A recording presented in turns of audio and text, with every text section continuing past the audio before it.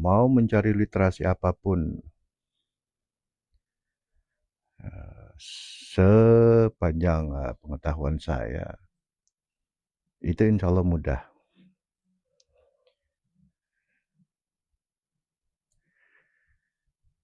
Ya, ilmu matematik, ilmu umum, ilmu agama, bahkan berbagai agama, sejarah dan lain-lain lengkap. Kalau untuk sekarang disebutnya dalam satu genggaman, yaitu smartphone ya, telepon pintar gitu.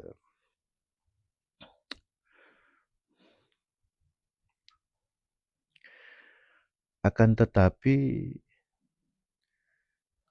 itu semua hanya mewadahi dari teori. Misal teori tentang saya misalkan orang Jakarta, suku Betawi ya. Saya ingin coba bikin soto Makassar misalkan.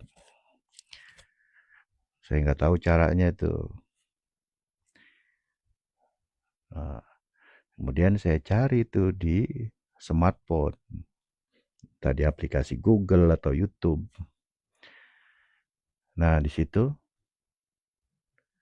ya tentu saja saya mudah. Ya, kalau di YouTube bahkan tutorialnya, tata caranya tuh. Dari mulai bahan-bahannya, berapa lama masaknya lengkap lah di situ kan.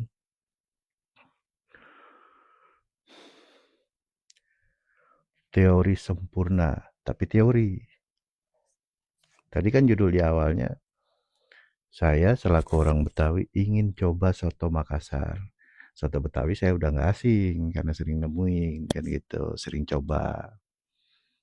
Ya bahkan dari kecil kan gitu. Karena saya orang Jakarta, orang Betawi gitu. Nah, kemudian setelah dapat tutorialnya di YouTube, lengkap, bahan-bahannya apa saja, bahkan cara memasaknya, detail gitu. Kan teori semua tuh. Tapi saya tidak memasak. Tercapai nggak tujuan saya untuk makan soto Makassar tadi? Atau membuat ya, memasak soto Makassar tadi. Ya selama saya nggak praktek, ya sudah. Teori tinggal teori, sehebat apapun. Gitu. Ya seluruh disiplin ilmu. Saya ingin ya macam-macam banyak lah. Misalkan saya ingin diet gitu kan, menurunkan bobot badan saya, berat badan saya. Saya cari informasinya di YouTube, di Google ya, di smartphone dalam satu genggaman tadi. Lengkap itu. Tapi saya nggak mau berjuang untuk mempraktekkan teori-teori tentang diet. Sampai kapanpun ya nggak akan tercapai turunnya berat badan saya. Kan seperti itu ya.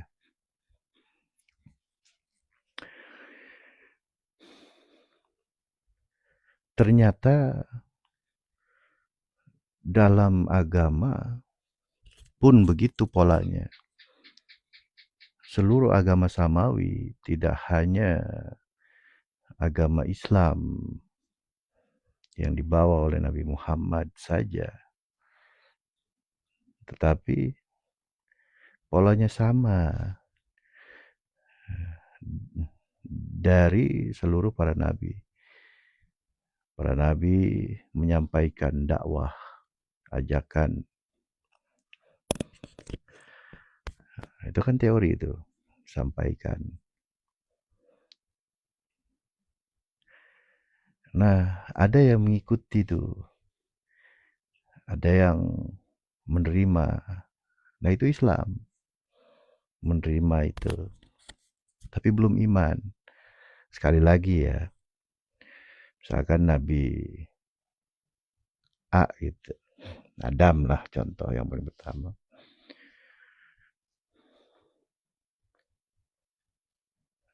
Atau Nabi yang kedua Idris lah gitu.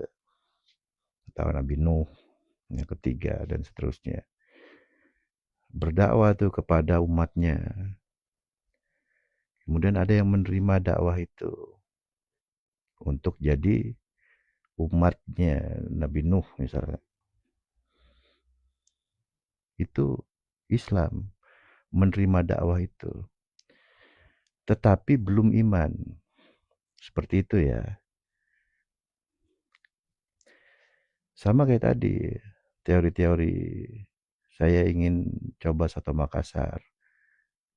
Tentu dengan sendirinya saya mencari teori-teori itu, tutorial cara bikin Soto Makassar.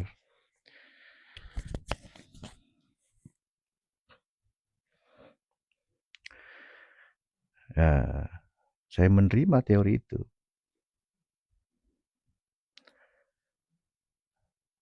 Nah, kemudian masuk ke imannya yang mana?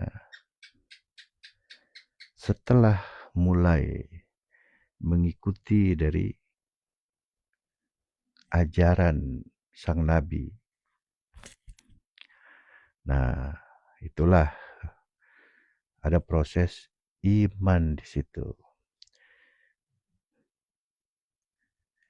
Nah, ingat yang tadi ya, secara definisi umum, secara bahasa iman itu percaya gitu ya. Lihat pola ini. Nabi dakwah satu, Nabi dakwah, entah Nabi siapa aja tuh. Tadi saya contohin Nabi Nuh lah gitu. Nabi Nuh dakwah. Ada satu orang umat atau beberapa orang umat menerima itu Islam. Tapi belum iman kan saya bilang gitu tuh. Ya, imannya di mana? Setelah mengikuti ajaran dari Nabi Nuh. Nah, itu baru ada proses iman di situ. Kalau hanya percaya aja di awal ketika nerima ya sudah, itu udah include Islam dan iman kan. Tapi ternyata belum. Nah, kok bisa? Iya, ternyata iman itu tuh bukan hanya percaya yang sifatnya percaya secara akal, bukan gitu. Percaya baharu, bukan. Iman itu tuh adalah satu unsur yang menuju ke dimensi yang tidak ada awal dan tidak ada akhir. Nah, seperti itu. Berarti udah bukan di dunia lagi praktek iman itu. Nah, seperti itu gampangnya. Ingat ya, saya sebut praktek iman. Iya, iman itu terpraktekkan. Sama kayak teori tentang soto tadi itu. Setelah saya tahu teorinya saya pelajarin dari YouTube tutorial masak soto Makassar tadi. Nah, kemudian saya membuat soto itu. Itu sudah berpindah dimensi. Bukan dimensi teori lagi. Tinggal saya membuktikan keyakinan saya tentang teori yang saya dapat di YouTube tadi. Saya buat, tentu tidak langsung sempurna. Bahkan saya nggak tahu